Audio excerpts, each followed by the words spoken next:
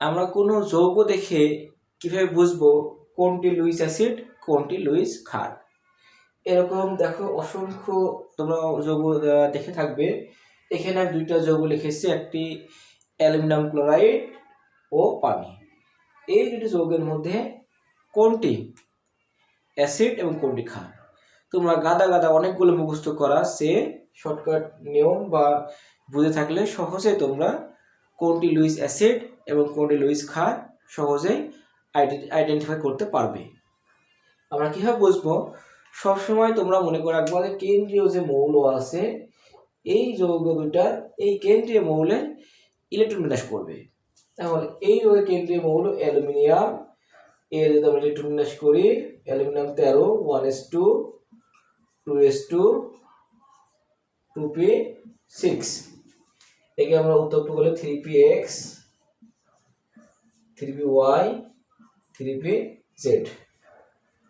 লক্ষ্য করে দেখো এখানে 1 1 1, তবে সর্বশেষ শক্তি স্তরে আমাদের সবকয়টি সিঙ্গেল ইলেকট্রন এবং এই তিনটা বলা হয় বন্ড পেয়ার ইলেকট্রন।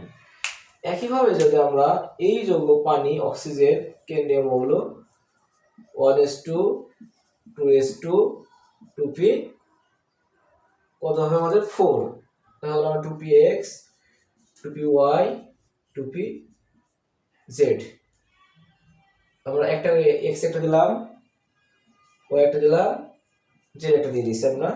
এখন একটা ইলেকট্রন লাগবে, আবার প্রথম থেকে আমাদের শুরু হবে।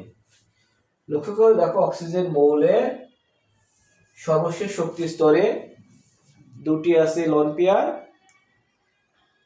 এবং দুটি আছে বন্ড পেয়ার, অর্থাৎ দুই জোড়া হচ্ছে লোন পেয়ার এবং দুটি ইলেকট্রন বন্ড পেয়ার।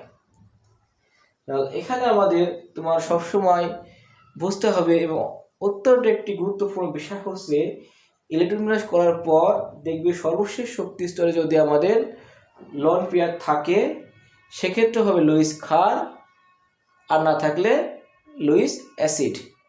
দেখো যৌগ দুটির মধ্যে অ্যালুমিনিয়ামের কোনো লোন পেয়ার নাই, তাই অ্যালুমিনিয়াম ক্লোরাইডকে বলা হয় লুইস অ্যাসিড, এবং অক্সিজেন পরমাণু দেখো অক্সিজেনের দুই জোড়া লোন পেয়ার বিদ্যমান আছে, তাই H2O হবে অ্যাসিড।